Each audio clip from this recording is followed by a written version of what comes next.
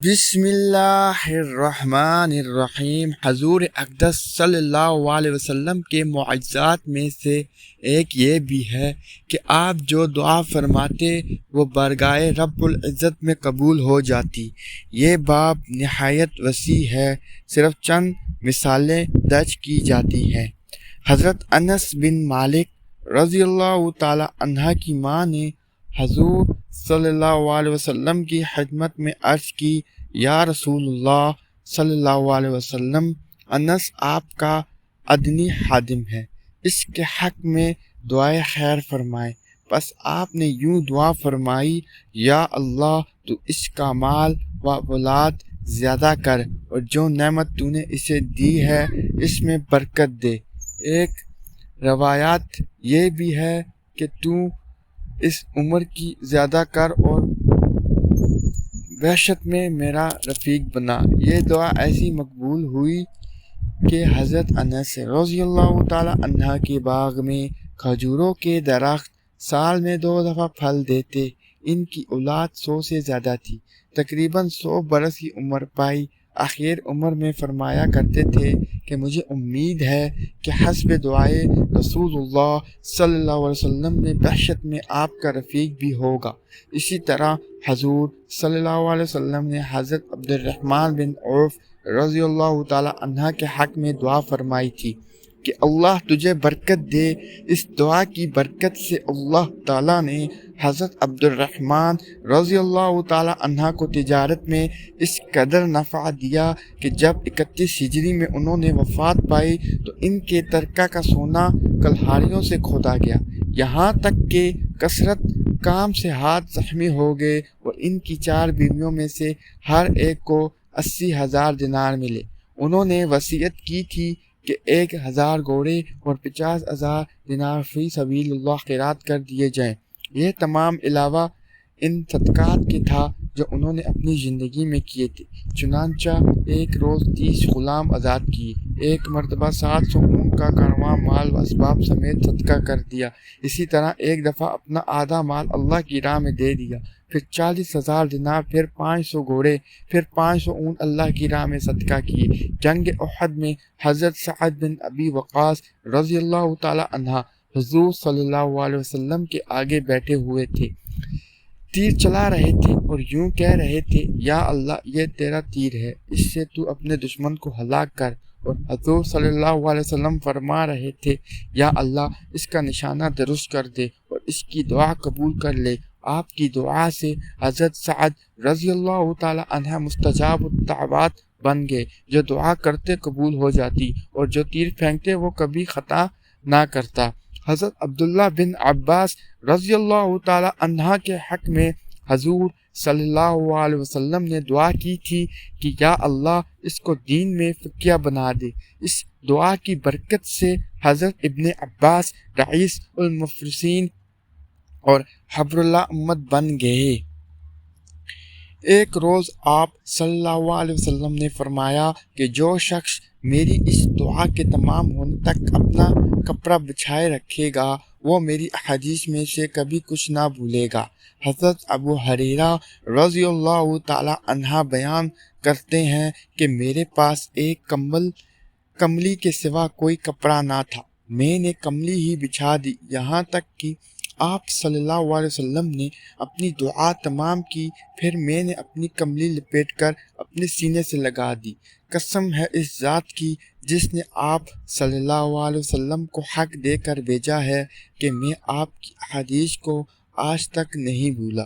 جب حضرت طفیل بن عمرو دوسی رضی اللہ تعالی عنہ حضور صلی اللہ علیہ وسلم کے دست مبارک پر اسلام لائے تو انہوں نے یوں عرض کیا، یا رسول اللہ، میری قوم میری اطاعت کرتی ہے، میں اس کے پاس جاتا ہوں اور اس کو دعوت اسلام دیتا ہوں، آپ میرے لیے دعا فرمائیں، میرے لیے دعوت کا کام آسان ہو جائے، اور یہ کہ اللہ مجھے کوئی نشانی عطا فرما دے۔ آپ صلی اللہ علیہ وسلم نے دعا فرمائی، یا اللہ اسے کوئی نشانی عطا فرما۔ حضرت طفیل بن عمرو رضی اللہ تعالی عنہ رسول اللہ صلی اللہ علیہ وسلم کی دعا لے کر وطن کی طرف روانہ ہوئے۔ طویل سفر کے بعد اپنی بستی کے قریب پہنچے تو سورج غروب ہو چکا تھا۔ ساری وادی اندھیرے میں ڈوب چکی تھی۔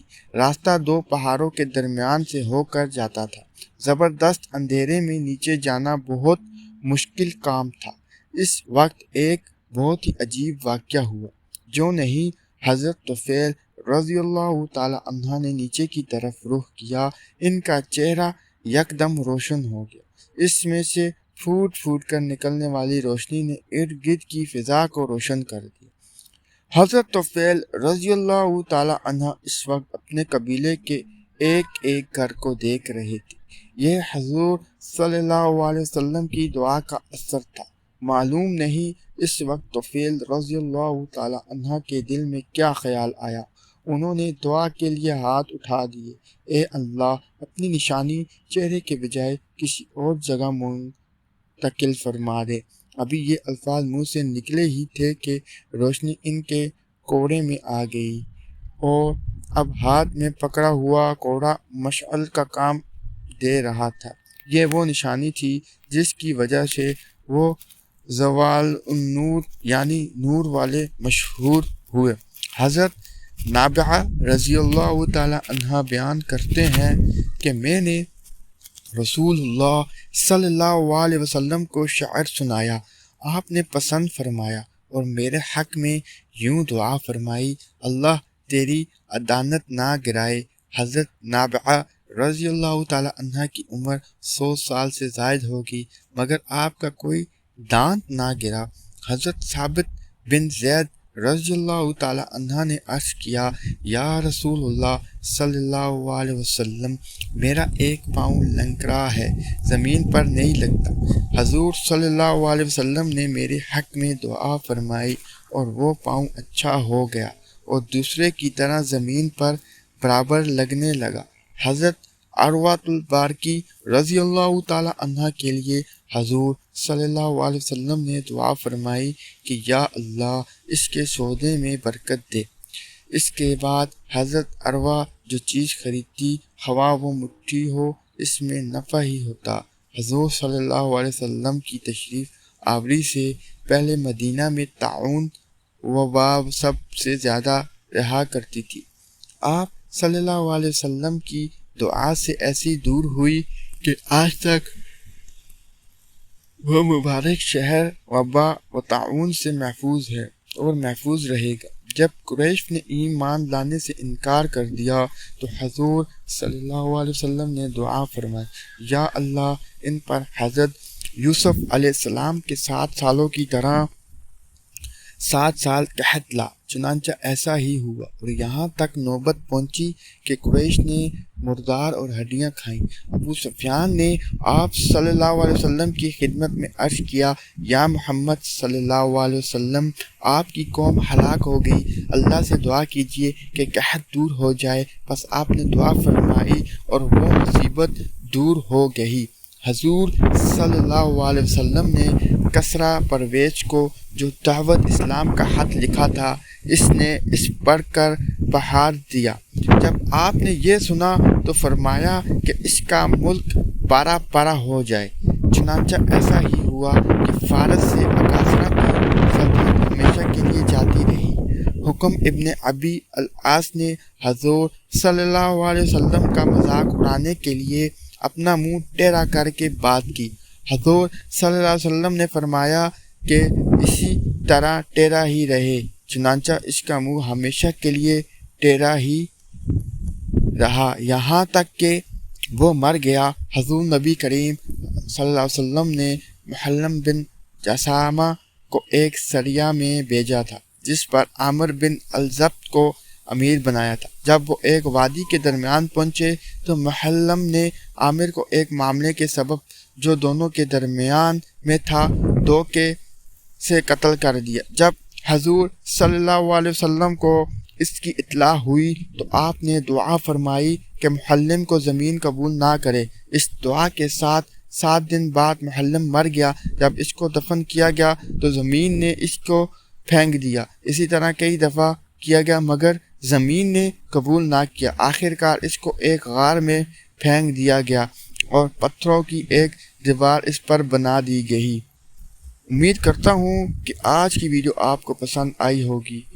اگر مزید ایسی ویڈیوز دیکھنی ہیں تو ہمارا چینل حاکم اسلامک قواعد کو سبسکرائب کریں، لائک کریں، شیئر کریں، کمنٹ کریں، بیل آئیکن کو آل پر کر دیں تاکہ ہر نئی آنے والی ویڈیوز آپ تک پہنچ سکے۔ شکریہ۔